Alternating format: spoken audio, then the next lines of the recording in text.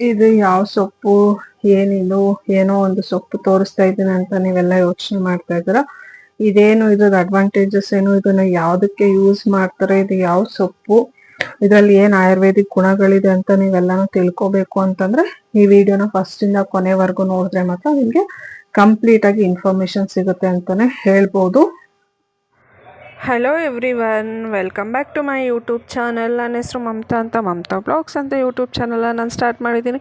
ನೀವೇನಾದರೂ first time ನನ್ನ channel ನೋಡ್ತಾ ಇದ್ದರೆ ದಯವಿಟ್ಟು ಸಬ್ಸ್ಕ್ರೈಬ್ ಮಾಡಿ, ಲೈಕ್ ಮಾಡಿ, ಹಾಗೆ ಕಮೆಂಟ್ ಮಾಡೋದನ್ನು ದಯವಿಟ್ಟು ಮರೆಯೋಕ್ಕೆ ಹೋಗ್ಬಿಡಿ. ಹಾಗೆ ಈ ವಿಡಿಯೋನ ಫಸ್ಟಿಂದ ಕೊನೆವರೆಗೂ ಎಲ್ಲೂ ಸ್ಕಿಪ್ ಮಾಡದೆ ಕಂಪ್ಲೀಟಾಗಿ ವಿಡಿಯೋನ ನೋಡಿ ಅಂತ ನಾನು ನಿಮ್ಮ ಹತ್ರ ಕೇಳ್ಕೊಳ್ತಾ ಇದ್ದೀನಿ. ಯಾಕಂತಂದರೆ ನೀವು ಸ್ಕಿಪ್ ಮಾಡ್ತಾ ನೋಡ್ತಾ ಹೋದರೆ ನಿಮಗೆ ಕಂಪ್ಲೀಟಾಗಿ ಇನ್ಫಾರ್ಮೇಷನ್ ಸಿಗೋದಿಲ್ಲ ಅಂತಲೇ ಹೇಳ್ಬೋದು. ಸೊ ನಾನು ನಮ್ಮ ಫಾರ್ಮ್ಗೆ ವಿಸಿಟ್ ಮಾಡಿದೆ. ಸೊ ಆ ಫಾರ್ಮಲ್ಲಿ ಈ ಗಿಡ ನೀವು ನೋಡ್ತಾ ಇರ್ಬೋದು, ಇದು ಮೆಹಂದಿ ಗಿಡ. ಸೊ ತುಂಬ ಜನಕ್ಕೆ ಇದ್ರ ಬಗ್ಗೆ ಗೊತ್ತಿರುತ್ತೆ, ತುಂಬ ಜನಕ್ಕೆ ಇದ್ರ ಬಗ್ಗೆ ಗೊತ್ತಿರೋದಿಲ್ಲ. ಸೊ ಅದಕ್ಕೋಸ್ಕರ ಈ ವಿಡಿಯೋನ ಮಾಡ್ತಾ ಇದ್ದೀನಿ. ಇದನ್ನು ರುಬ್ಬಿಬಿಟ್ಟು ಇದು ಸೊಪ್ಪನ್ನು ನೀಟಾಗಿ ಬಿಡಿಸ್ಕೊಂಬಂದು ಆಮೇಲೆ ನಂತರ ಇದನ್ನು ಸ್ವಲ್ಪ ನೀರಲ್ಲಿ ವಾಶ್ ಮಾಡಿ ಆ ನಂತರ ನಾವು ಇದನ್ನು ರುಬ್ಬಿ ಕೈಗಾದರೂ ಹಚ್ಕೋಬೋದು, ತಲೆಗಾದರೂ ಹಚ್ಕೋಬೋದು. ಈ ಕಲರು ಇದು ನ್ಯಾಚುರಲ್ ಆಗಿರುವಂತಹ ಗೋರಂಟಿ ಆಗಿರುತ್ತೆ ಅಂತಲೇ ಹೇಳ್ಬೋದು. ಈ ಕಲರು ತುಂಬ ದಿನ ನಮ್ಮ ಕೈಯಲ್ಲಾಗಲಿ ಅಥವಾ ನಾವು ತಲೆಗೆ ಹಚ್ಕೊಂಡ್ರೆ ತಲೆಯಲ್ಲಾಗಲಿ ತುಂಬ ದಿನವೇ ಉಳ್ಕೊಳ್ಳುತ್ತೆ ಅಂತಲೇ ಹೇಳ್ಬೋದು. ಇದರಲ್ಲಿ ಯಾವುದೇ ಕೆಮಿಕಲ್ಸ್ ಮಿಕ್ಸ್ ಇರೋದಿಲ್ಲ. ಸೊ ನಿಮ್ಮ ಹತ್ರ ಏನಾದರೂ ಈ ಥರ ಗಿಡಗಳಿದ್ರೆ ದಯವಿಟ್ಟು ಇದನ್ನು ಮಾಡಿ ಬಿಡಿಸ್ಕೊಂಬಂದ್ಬಿಟ್ಟು ನೀಟಾಗಿ ತಲೆಗೆಲ್ಲ ಹಚ್ಕೊಳ್ಳಿ. ಸೊ ಯಾವುದೇ ಕೆಮಿಕಲ್ಸ್ ಇರೋದಿಲ್ಲ, ಯಾವುದೇ ಸೈಡ್ ಎಫೆಕ್ಟ್ ಕೂಡ ಆಗೋದಿಲ್ಲ. ಹಾಗೆಯೇ ನಮ್ಮ ಬಾಡಿನೂ ಕೂಡ ತಂಪಾಗಿರುತ್ತೆ ಅಂತಲೇ ಹೇಳ್ಬೋದು. ಸೊ ಅದಕ್ಕೋಸ್ಕರ ನಾನು ನಿಮಗೆ ಏನು ಹೆಲ್ಪ್ ಆಗಲಿ ಅನ್ನೋಂಥ ಒಂದು ರೀಸನಿಗೋಸ್ಕರ ಈ ಗಿಡದ ಬಗ್ಗೆ ವಿಡಿಯೋನ ಮಾಡಿಕೊಂಡು ಬರ್ತಾಯಿದ್ದೀನಿ. ಹಾಗೆ ನಾನು ಕೂಡ ಸ್ವಲ್ಪ ಮೆಹಂದಿ ಸೊಪ್ಪನ್ನೆಲ್ಲ ಬಿಡಿಸ್ಕೊಂಬಂದಿದ್ದೆ. ಸೊ ಅದ್ರ ಬಗ್ಗೆನೂ ನಾನು ವಿಡಿಯೋದಲ್ಲಿ ತೋರಿಸಿದ್ದೀನಿ ಅಂತಲೇ ಹೇಳ್ಬೋದು. ನೀವು ಇಲ್ಲಿ ಡೀಟೇಲಾಗಿ ನೋಡ್ಬೋದು, ಲೀವ್ಸ್ ಯಾವ ಥರ ಇರುತ್ತೆ, ಅದ್ರದ್ದು ಕಾಯಿ ಯಾವ ಥರ ಇರುತ್ತೆ, ಹೂವು ಯಾವ ಥರ ಇರುತ್ತೆ ಅಂತ ನೀವು ಕಂಪ್ಲೀಟಾಗಿ ನೋಡ್ಬೋದು ಈ ವಿಡಿಯೋದಲ್ಲಿ. ಸೊ ನನಗೆ ಎಷ್ಟು ತೋರ್ಸೋಕ್ಕಾಗುತ್ತೋ ಅಷ್ಟನ್ನು ನಾನು ನಿಮಗೆ ತೋರಿಸಿದ್ದೀನಿ. ಇದು ನಮ್ಮ ಫಾರ್ಮಲ್ಲೇ ಇದೆ. ಸೊ ನಾನೇ ಬೇಕಂತ ಹಾಕ್ಕೊಂಡು ಬೆಳೆಸಿರೋಂತಹ ಒಂದು ಗಿಡ ಅಂತಲೇ ಹೇಳ್ಬೋದು. ಯಾಕಂತಂದರೆ ನಾನು ಯಾವಾಗಲೂ ಹೋದಾಗ ತೊಗೊಂಬಂದು 2 ಟೈಮ್ಸ್ 3 ಟೈಮ್ಸ್ ಇದನ್ನು ಅಪ್ಲೈ ಮಾಡ್ತಾ ಇರ್ತೀನಿ. ಅಲ್ಲಿ ಯಾರೂ ಕಿತ್ಕೊಳ್ಳೋದಿಲ್ಲ.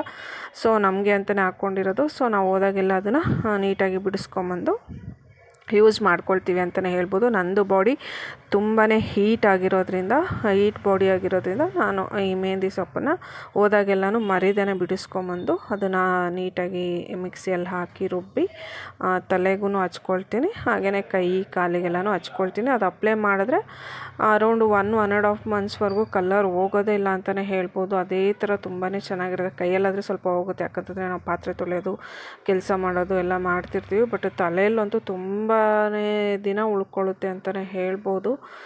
ಸೊ ನೀವಿಲ್ಲಿ ನೋಡ್ತಾ ಇದ್ದೀರಾ, ಇದು ತುಂಬಾ ಚೆನ್ನಾಗಿ ಸೊಪ್ಪೆಲ್ಲ ಬಂದಿದೆ. ಎಷ್ಟು ದೊಡ್ಡದಾಗಿ ಬಂದಿದೆ ನೋಡಿ. ಅಂದರೆ ಇದನ್ನು ಬಿಡಿಸೋದು ಸ್ವಲ್ಪ ಕಷ್ಟನೇ ಅಂತಲೇ ಹೇಳ್ಬೋದು. ಅಂದರೆ ಚಿಕ್ಕದಾಗಿರುತ್ತಲ್ವ, ನೀಟಾಗಿ ಬಿಡಿಸ್ಕೊಂಬರ್ಬೇಕು.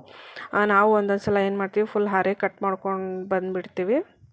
ಆದರೆ ಆ ಗಿಡ ನೀಟಾಗಿ ಚಿಗುರಬೇಕು, ಅದು ಚೆನ್ನಾಗಿ ಬೆಳಿಬೇಕು ಅಂತಂದರೆ ಹರೆನೂ ಕೂಡ ಕಟ್ ಮಾಡಬೇಕಾಗತ್ತೆ.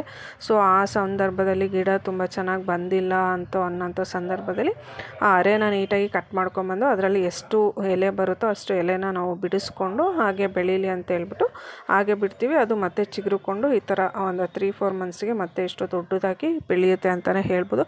ಇವಾಗ ಚೆನ್ನಾಗಿದೆ. ಈ ಸಲ ನಾವು ಕಟ್ ಮಾಡಿಲ್ಲ, ಹೇಗಿದೆಯೋ ಹಾಗೆ ಬಿಡಿಸ್ಕೊಂಬಂದಿದ್ವಿ.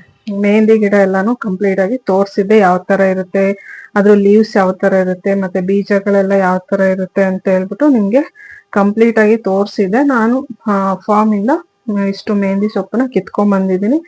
ಸೊ ಇದನ್ನ ಹಚ್ಕೋಬೇಕು ಅಂತ ಅನ್ಕೊಂಡೆ, ಬಟ್ ನಾವು ಬೆಂಗಳೂರಿಗೆ ಬಂದಾಗಿಂದ 3 ಡೇಸ್ ಇಂದ ಕಂಪ್ಲೀಟ್ ಆಗಿ ಮಳೆ ಬರ್ತಿದೆ. ವೆದರು ಕೂಡ ತುಂಬಾನೇ ಕೂಲ್ ಆಗಿರೋದ್ರಿಂದ ಇದನ್ನ ಡ್ರೈ ಮಾಡಿ ಪೌಡ್ರ್ ಮಾಡಿ ಹಚ್ಕೊಳ್ಳೋಣ ಅಂತ ಅನ್ಕೊಳ್ತಾ ಇದ್ದೀನಿ. ಯಾಕಂತಂದ್ರೆ ಇದನ್ನ ಹಚ್ಕೊಂಡ್ರೆ ಬಾಡಿ ಕೂಲ್ ಆಗುತ್ತೆ, ಮತ್ತೆ ಕೋಲ್ಡ್ ಆಗೋ ಚಾನ್ಸಸ್ ಕೂಡ ಇದೆ. ಯಾಕಂದ್ರೆ ನಾವು ತುಂಬಾ ಕಡೆ ಸುತ್ತಾಡ್ಕೊಂಡು ಬಂದಿರೋದ್ರಿಂದ ಆಲ್ಮೋಸ್ಟ್ ನಮಗೆ ಸ್ವಲ್ಪ ಕೋಲ್ಡ್ ಸಿಂಪ್ಟಮ್ಸ್ ಎಲ್ಲ ಇದೆ. ಸೊ ಹಾಗಾಗಿ ಇದನ್ನ ಹಚ್ಕೊಂಡ್ರೆ ಇನ್ನೂ ಅನ್ಹೆಲ್ತಿ ಕಂಡೀಷನ್ ಆಗ್ಬೋದು ಅನ್ನೋ ಒಂದು ರೀಸನ್ಗೋಸ್ಕರ ಇದನ್ನ ನೀಟಾಗಿ ಡ್ರೈ ಮಾಡ್ಬಿಟ್ಟು ಆಮೇಲೆ ನಾವು ಪೌಡ್ರ್ ಮಾಡಿ ಹಚ್ಕೊಳ್ಳೋಣ ಅಂತ ಹೇಳ್ಬಿಟ್ಟು ನಾನು ಡಿಸೈಡ್ ಮಾಡಿ ಇದನ್ನ ಪೌಡ್ರ್ ಮಾಡೋಣ ಅಂತ ಹೇಳ್ಬಿಟ್ಟು ಈ ತರ ಹಾಕಿ ಇಟ್ಟಿದ್ದೀನಿ.